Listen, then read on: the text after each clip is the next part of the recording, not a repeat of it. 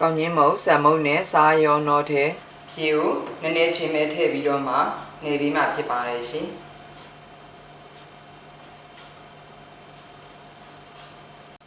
ရေကိုတခါတည်းအများကြီးလောင်းမထည့်လိုက်ပဲနဲ့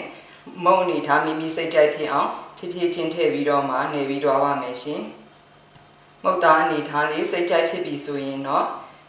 10မိနစ်ခန့်တည်တည်ချာချာဖြည့်ပြီးနေပြီးပါမယ်10မိနစ်ခန့်တည်တည်ချာချာဖြည့်နေပြီဆိုရင်တော့မုတ်ကြာစီလေးတွေလုံးဖို့အတွက်အသင့်ဖြစ်ပါပြီရှင်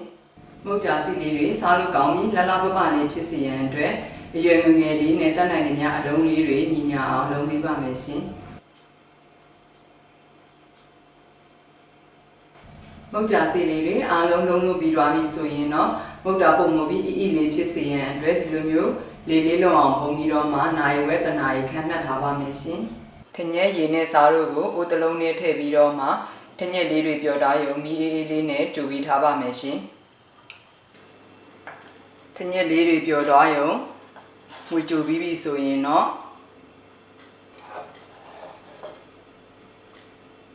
နောက်အိုးတလုံးထဲကိုစကားခံပြီးတော့မှစစ်ထည့်ပေးပါမယ်အနေနှစ်ကလေးတွေမပါစေရန်အတွက်ဖြစ်ပါတယ်ရှင်ပြီးရင်တော့ထညက်ရည်တွေဆူလာအောင်ဆက်ပြီးတည်ထားပါမယ်စာကူလေးတွေကိုစကားခံပြီးတော့မှရေဆေးပေးပါမယ်ထညက်ရည်လေးတွေဆူလာပြီဆိုရင်တော့ရေဆေးထားတဲ့တာကူစီလေးတွေထည့်ချပေးပါမယ်ပြီးရင်တော့အိုးဖုံးလေးအနှဲငယ်ဟဖုံးပြီးတော့မှအလေအလတ်မီလေးနဲ့တည်ပြီးထားပါမယ်ဝေကြတက်တဲ့အတွက်မျက်ခြေမပြတ်ကြည့်ပေးနေဖို့လိုသလိုတာကူလေးတွေအိုးအောက်ခြေမှာမကတ်စေရန်အတွက်လိုအပ်တယ်လို့လည်းမှွေပေးပါမယ်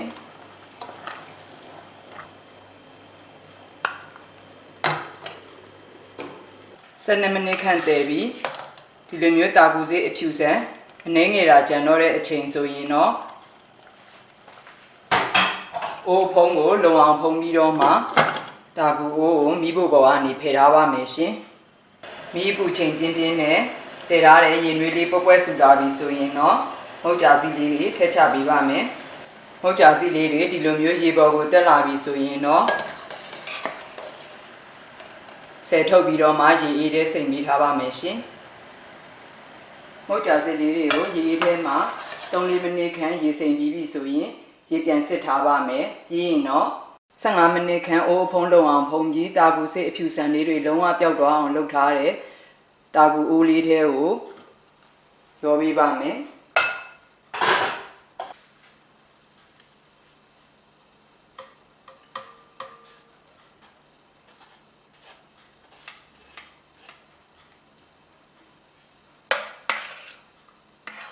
အဲ့လိုမျိုးရောနှောပြီးသွားပြီဆိုရင်တော့မုတ်ကြာစီတာကူကြိုလေးအသင်းဖြစ်ပါပြီရှင်